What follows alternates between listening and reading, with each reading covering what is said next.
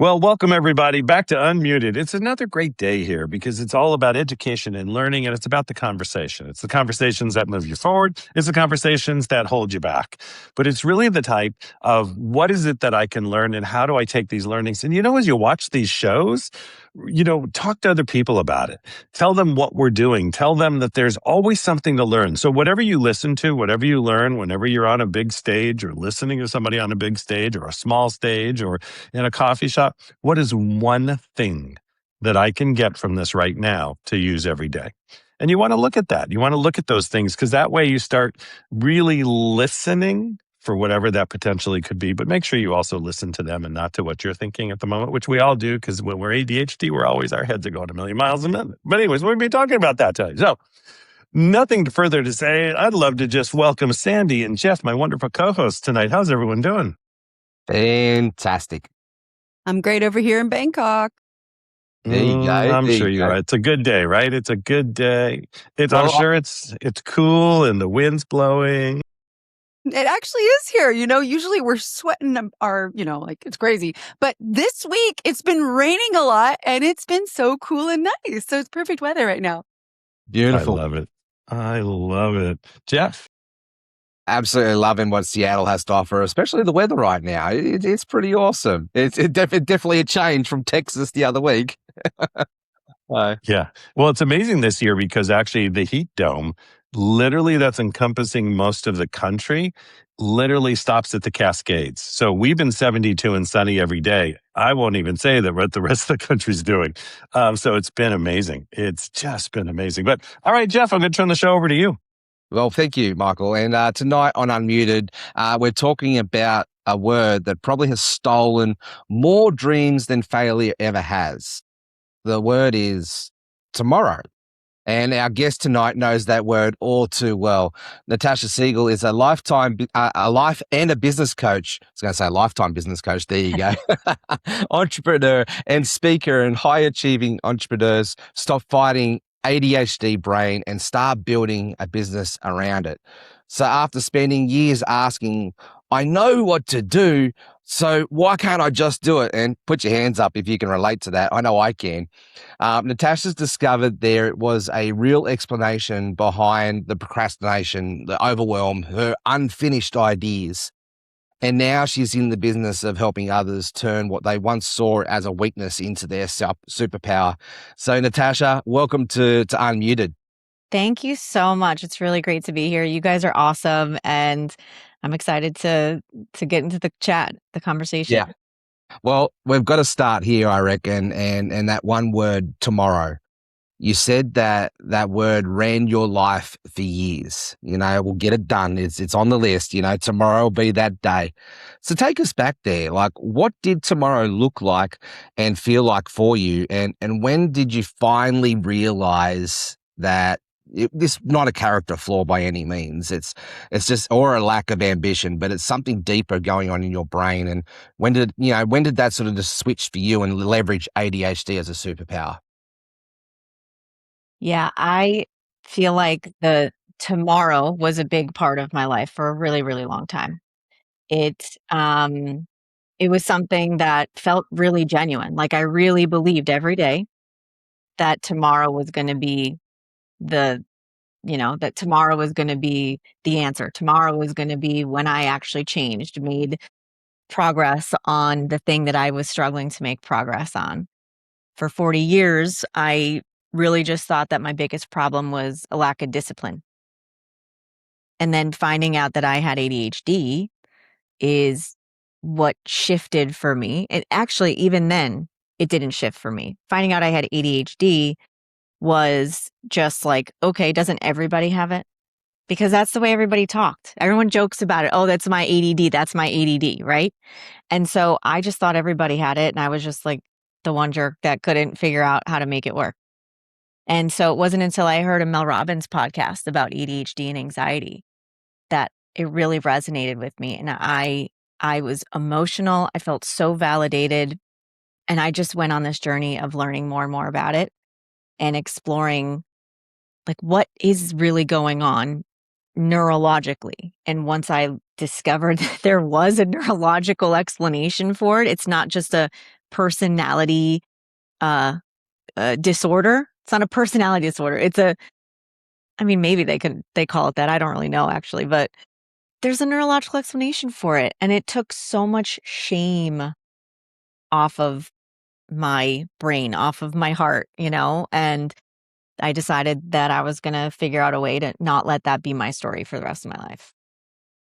I love that and totally relate to that. Someone who has ADHD and my younger son has been diagnosed with it. And actually the teacher said to us at school, like, you got to go get him on some medication because otherwise we can't have him in school. Like that whole conversation. And there is such a stigma in our society around this whole conversation. And it's one that's easy to feel less than, feel like there's something wrong with you. And as a kid, right, who was undiagnosed, but, probably later on had realized, maybe I do tick all those boxes. There is some freedom in there when you can definitely turn it into a superpower, because I don't know about you. I don't know. I can get shit done if I laser focus and I just I get the blinders on and just focus in. Is that how you sort of have turned it into a superpower for yourself? Like you just get really laser focused? Yeah. I think a lot of people use that term like they try to turn it into a superpower, and the reality is, I'm not trying to turn it into a superpower. It is a superpower in some ways, and it is also very much a hindrance in many, many other ways.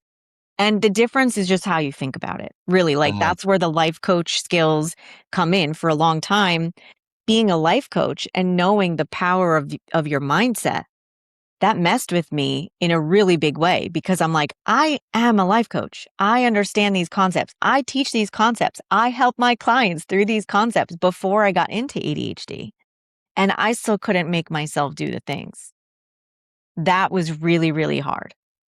And you hear the life coaches, you hear the motivational speakers always talking about discipline and being, ways to get motivated. And I realize that like discipline is talked a lot in that world, like it's a decision for people to make. And I am telling you right now, it is not a decision that people with ADD and ADHD have to make. They can make decisions on the way that they approach the likelihood that they have that ability to make that decision, right? So you can choose to get a diagnosis and say, and feel like, oh, that explains a lot. I guess that's just what it is. Or that explains a lot. Okay, now what am I going to do about it? And that's the path that I obviously chose, being a life coach and a business coach. I'm like, I'm going to figure this out, and then I'm going to take people along with me. Yeah, the biggest thing. Oh, Sandy, go ahead. You're on mute, Sandy. Now I'm muted. Oh my God, I'm muted. I'm not unmuted. Okay, so Natasha, can you tell us, for someone who isn't sure if they have it or if they're just chronically distracted, what would some symptoms be that they could say, oh yeah, that totally sounds like me? Yeah. I can tell you what the common ones are and what I struggled with a lot. I will say there is a difference between the ADD and the ADHD. I had a sibling that was diagnosed as a child. She had the H, and I'd never had that. I did very well in school growing up. It wasn't until high school, college, where I really started struggling to focus, and I just associated with harder work. I didn't think of it as a me problem yet. I had no idea. But then I still was like, why is it that I'm the only one that's up in the middle of the night studying every time there's an exam, and everybody else is like, maybe they stay up a little late, but they're not staying up all night. It was the only time I could get my brain to turn on. I could be in the library. I had the motivation to do it, but the dopamine wasn't there to get my brain to focus, right? It's executive functioning. It is planning, organization. It's working memory, right? Walking into a room and forgetting why you went in there. And this is the thing where I think a lot of people struggle, because they're like, oh, I think everybody's got ADD in some way. I hear you. We are in a very distracted society, very distracted. Screens are messing with us every single day. how much time you spend on your screen, the time of day you spend on your screen, the amount of sleep you get or don't get. Most people are not getting enough sleep. But there's a very big difference between being distracted very easily and your brain not functioning great because you're not treating your brain great versus even under the best circumstances, ADHD brains still really have a hard time choosing to get their brains to focus and stay on task for something that's not of interest to them. There is a very big difference. You know, it's always about, because we talk about motivation too, right? That comes into it a lot. And those of us who have this, was diagnosed, our son was, there's a lot of motivation there. Again, it's just how you track it is always that important piece. And at the same time, because you look, there's been, you take a look, and we all did different things back then. I was hyperactive as a kid. That's what I was, told. And what I would do, because I hated studying anyways, God, I don't even know how I got through school. But what I would do is I would have the TV on, have the music on, because in a way I could drown out that enough of the surrounding, but I can still take it in. Remember, ADHD can also take in a tremendous amount of information. A lot of physicians, docs we worked with for years, all were ADHD. Because once they could focus and just right on that task, they're brilliant. And so sometimes all that input for me would be able to calm that mind so I could just get done what I needed to do. And I'd still get up 100 times because I can't sit still and all that stuff. But there's tremendous motivation, because if you look at the people like us who have this or this syndrome, actually are usually incredibly successful. A lot of them are entrepreneurs. A lot of them are in the medical field. Our son is top now at Price Waterhouse, and, with all the numbers, and, and they found their way to move through it. But you're right. The big point here is releasing that stigma, releasing that the child in that room who's getting, the teachers just don't want to deal with it.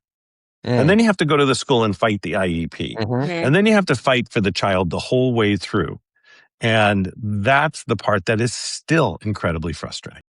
Yeah. And parents still to this day are not educated enough, myself included. I have 3 children and it's very genetic. So I haven't had any of them evaluated for anything. It's been okay, but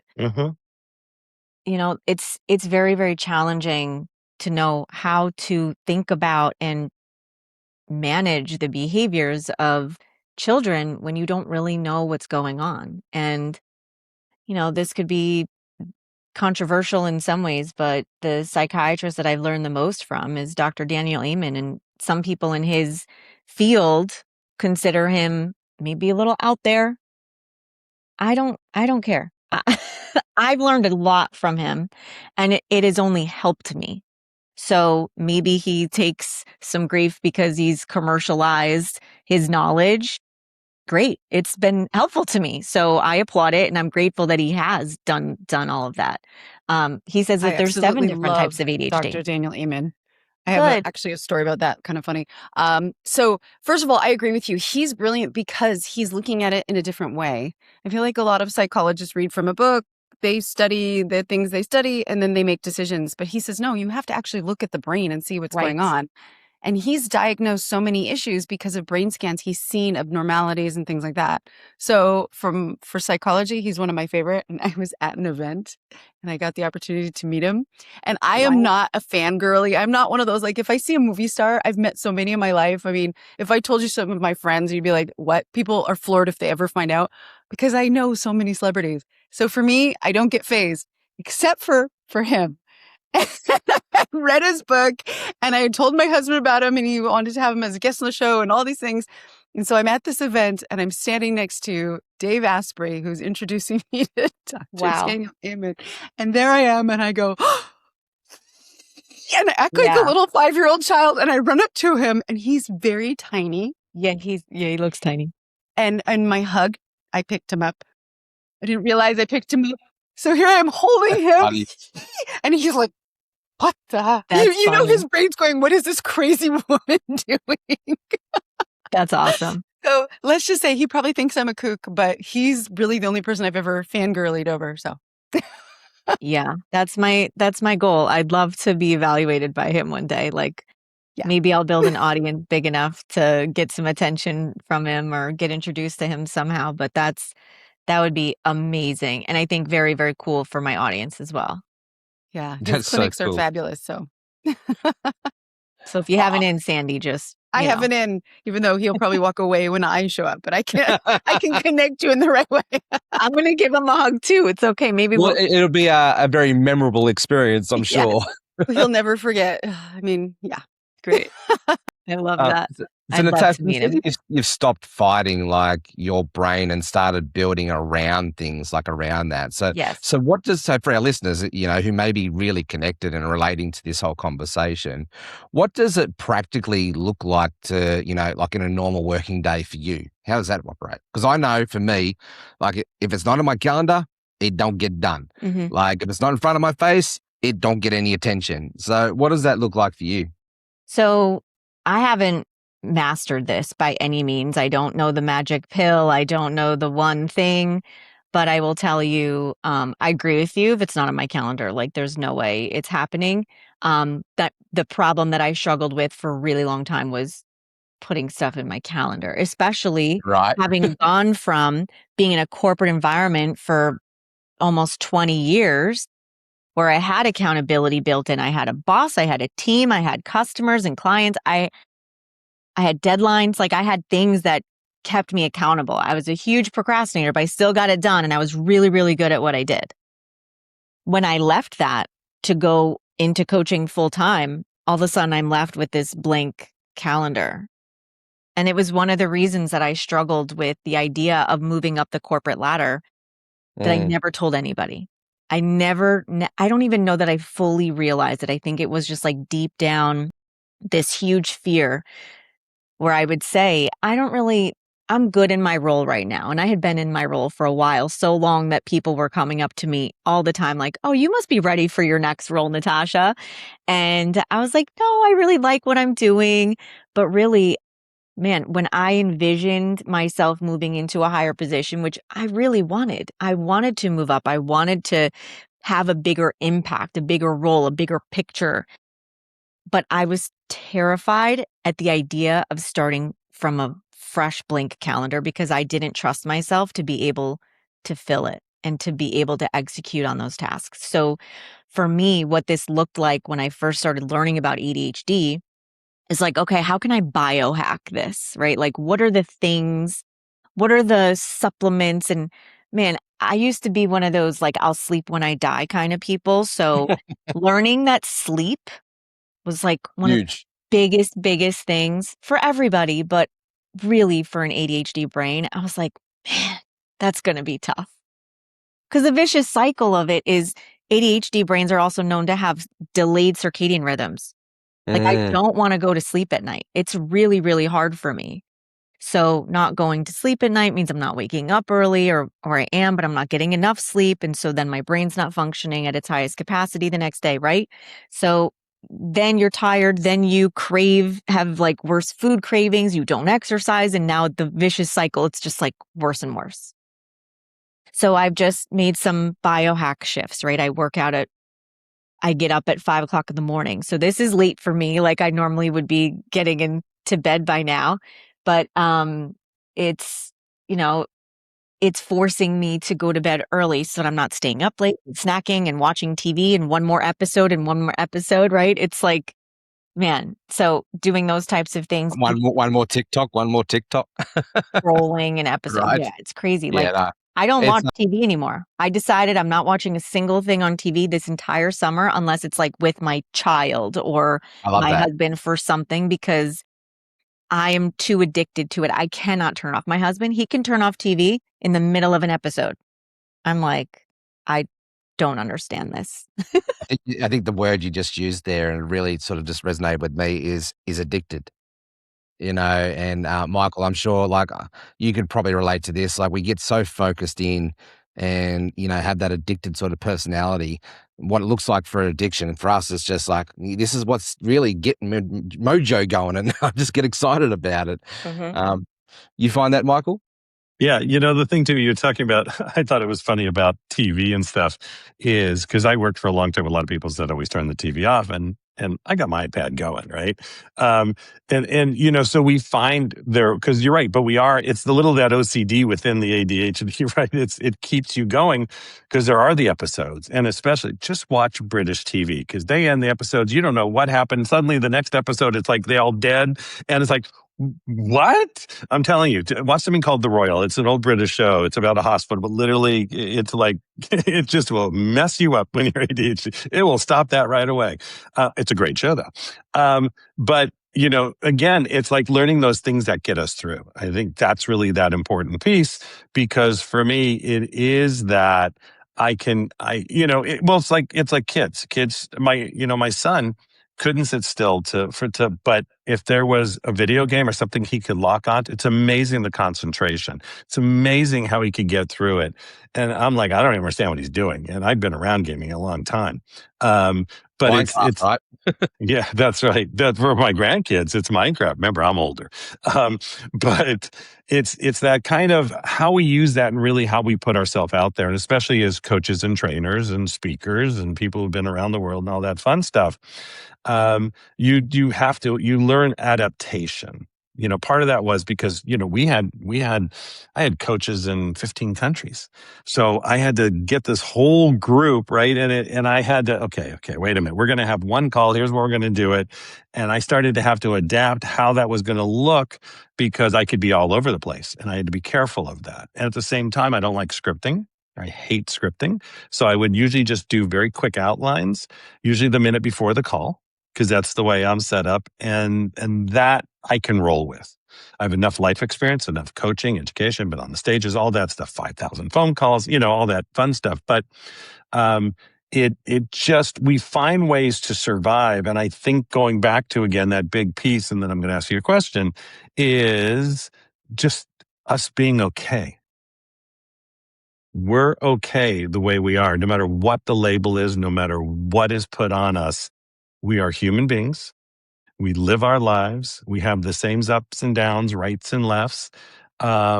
And it's just knowing that there's the struggles that we go through because we go through certain types of struggles and other children go through other types of struggles. I mean, people have stuff that comes up all the time.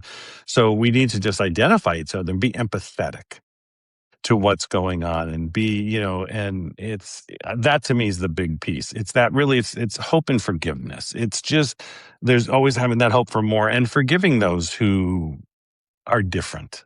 I think that's always what we got to get into. So for yes, a parent, an entrepreneur, however you want to take this question, what is one thing you can leave our audience with tonight?